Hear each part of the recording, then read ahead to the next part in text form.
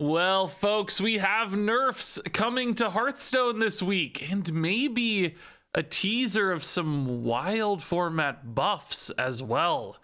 Stay tuned for that. For now, let's talk about this tweet from Play Hearthstone. Patch notes are coming this Thursday. Look forward to updates on cards like Theotar, the Stag Spirit Wild Seed, the Bear Spirit Wild Seed, and Harpoon Gun. And given the strength of Hunter and the prevalence of Theotar, those are almost certainly going to be nerfs, even though here they're just updates on cards.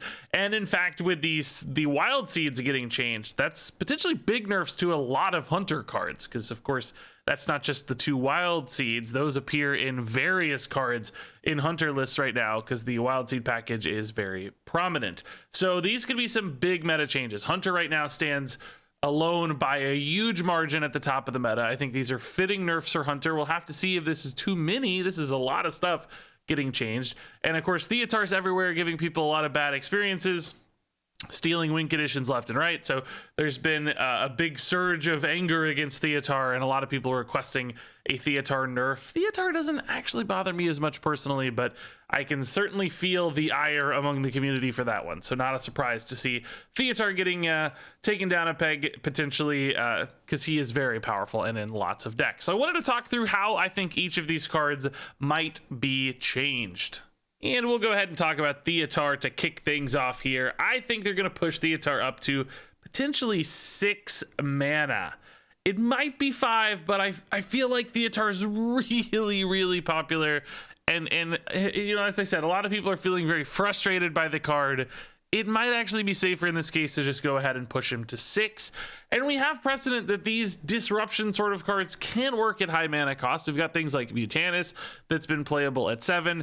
Now, of course, Mutanus gives you a big body on board potentially sometimes, but Theotar gives you far more reliable disruption because you're getting to discover the card instead of eating a random one. So I think a lot of the decks that are currently running Theotar would still be willing to pay 6 mana for Theotar. It would just demand a larger tempo sacrifice than it currently does. Make it a little bit harder to get going with Brand because that pushes that back to turn 9 instead of turn 7. Might be too late by then to make a good Theotar sometimes. So, you know, just starts to create more interruptions to play Theotar essentially at 6 mana. 5 mana just feels like it wouldn't do much. I think that's still very cheap for a card like this one.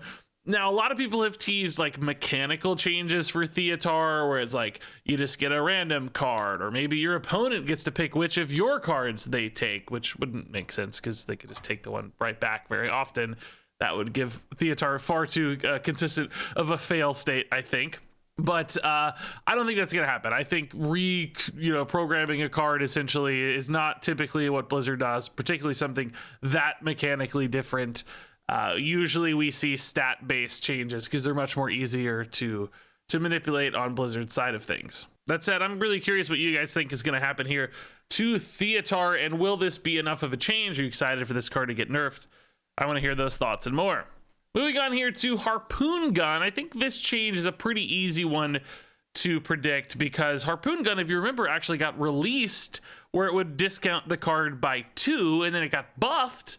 And I and many others were like, wait, what? Well, that card's really already quite good. It just needed a deck around it to feel powerful. And then as soon as we get the Beast Hunter package coming together really nicely, Harpoon Gun discounting by 3 feels insane because suddenly you have those turn 3 Harpoon Guns into turn 4 Hydralodons.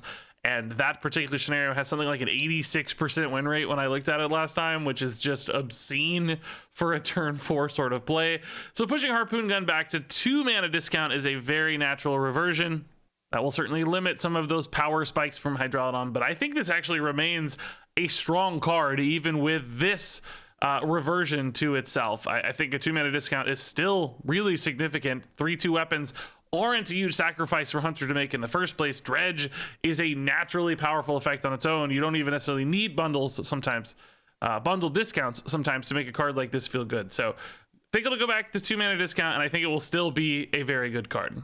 Now, when it comes to the wild seeds, they tease both changes to the bear and the stag, and a little bit harder to envision exactly how they're going to change these. Previously, we saw the stag get nerfed. If you remember, the weapon got a stat debuff from 4 attack to 3 attack.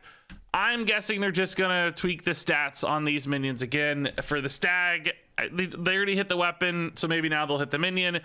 I went ahead and proposed a 3-2 stat line here. That's a pretty significant nerf because that's taking off still quite a bit of stats. It's taking off 2 and 2 stats, but the stag is insane. Like, getting a 3-2 weapon and a really nice body off of it already feels really powerful to me. So I think a significant nerf to the stag still makes sense. I like that there's some symmetry there with the weapon itself. Sometimes Blizzard just plays towards those sort of symmetries. So I'm gonna guess 3-2 for the stag, and I guess 2-4 for the bear. I don't know, this one didn't feel like it needed a drastic change, but just, you know, lining up that health total a little bit easier for some decks to push through at 4 health feels like a notable change, but not anything too crazy.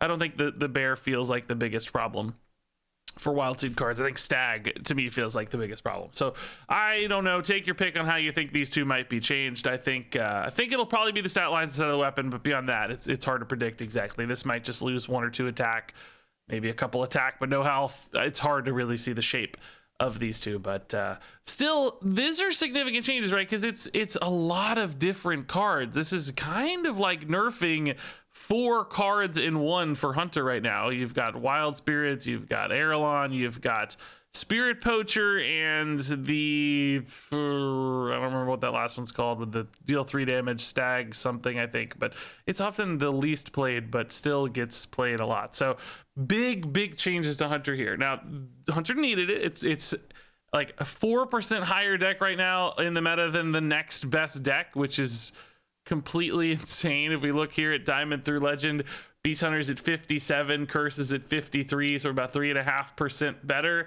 than the next best deck. This might still be overkill because basically it sounds like something like 5 cards are getting nerfed, and we don't know the degree of the nerfs, but that's still a big hit to take. We'll see if Hunter can survive this. I suspect honestly that it will, especially if Harpoon Gun's only losing a little bit of discount there. I think the Wild Seed cards might be fine even losing some stats. They just pump out so much freaking stuff.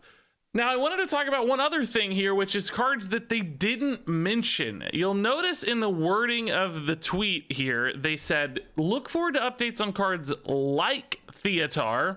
They didn't say that there was just these cards. Now, I don't know if that's just an awkward turn of phrase, or if that's a hint that there could perhaps be additional cards changed, but there are a few other culprits that stand out right now. Number one, I've seen a lot of discussion around Prince Renathal, and Prince Renathal has the highest played percentage for any card I've ever seen. He is currently in 63.3% of decks over the last 3 days from Diamond to Legend, which is completely bonkers. Usually cards top out at about 50 to 55%. I don't even remember seeing Ziliax get to 60% when I was doing these sorts of things. Corridor Creeper was up there. Those sorts of cards just completely busted. You can see Theotar, by the way, too, also nearing 50%, which is pretty crazy for a card like Theotar. This whole package right here is very insane stat lines. But Renathal, the king of them all, at 63%, feels like the kind of card that could be on a list to be changed. Now, that said, I think Renathal's a pretty hard card to change. You could maybe just go at his like mana cost to make him a complete brick of a draw, make him a 10 mana 3/4 or something that is just a dead draw. That could make an impact, because sometimes it feels okay to play that 3 mana 3/4 Renathal.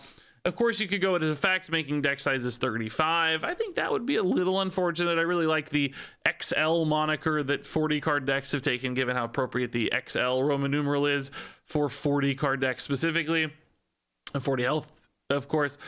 So I don't know, it'd be a little sad to see that change, but they could pull it back and make it something like 35, of course, so that you have a little bit less health to work with. You know, that's only sort of a nerf, because theoretically having the smaller deck is good for you, and having 5 extra health is still advantageous. I don't actually know where the magic number is for what's best. Arguably giving you 45 health and 45 cards could be a nerf by many people's estimations, but we've seen that clearly 40 health, 40 cards is not a big sacrifice in Hearthstone, and would remain pretty powerful. So there is a note that as we get more cards, Renathal might get even better in the next expansion because you have more cards to choose from. You're sacrificing less and less because you don't have to run as many bad cards. That said, at rotation, he might get worse again as expansions are pulled out of rotation. He has a smaller card pool to work with, so we might see some ebbs and flows very naturally for Renathal. But all that said, still pretty insane stats on this one. Do you think Renathal should be changed? If you were going to change him, how would you do it? Do you think 35 is the right spot? Do you think turning him into a dead draw is somehow better? Is there some other text line they could add here, like start of game? Or like maybe it says like Renathal's the first card you draw, so that you're always breaking with Renathal and decreasing the quality of your draws. I don't know. I'm curious to hear thoughts on how you guys would change this one.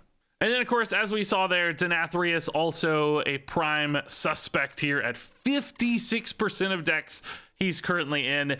This was the most common change I think you guys recommended last time we talked about nerfing Denathrius. A subtle tweak to his infuse. I think Denathrius is still actually a reasonable nerf target given just how freaking popular he is and how often games are ended. Curious again to hear how you guys would change Denathrius in this case. How far would you go when nerfing Denathrius? All right, so moving on to that one other thing I teased. Are there buffs coming to wild format cards? We saw this Twitter thread yesterday.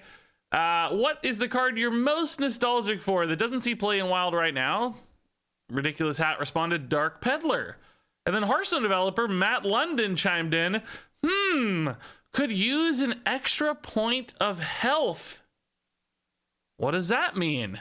I think that this is a teaser that we're going to get some buffs to wild format cards. And this, frankly, isn't the only teaser we've had.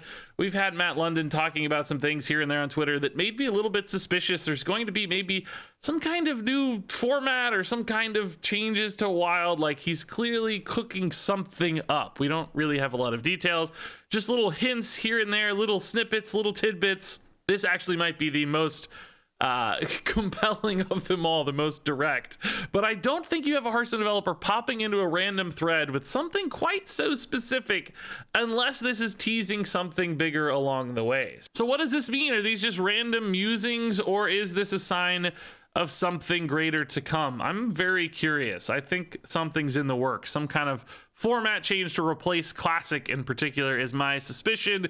Something where we get like, you know, a random assortment of rotating wild sets that are in rotation, and you have to build decks out of, like, you know, you have Whispers and you have Mean Streets and you have Saviors of Old Doom, and you got to build decks out of these three things, and then that changes 3 months down the road or whatever. I think that could be a cool way to freshen up wild formats a little bit, but changes like this also could have impacts in Arena and duels, of course, as well. So going back and revisiting wild format cards to rebalance them could really shake up various game modes. Could be a really cool change to see. So I am definitely waiting to see what this teaser or hint or just random musing, whatever it is, if this means something bigger. I think indeed it might. What do you guys think is in store for these other wild cards? I'm assuming it's not just Dark Peddler. That seems pretty dang random.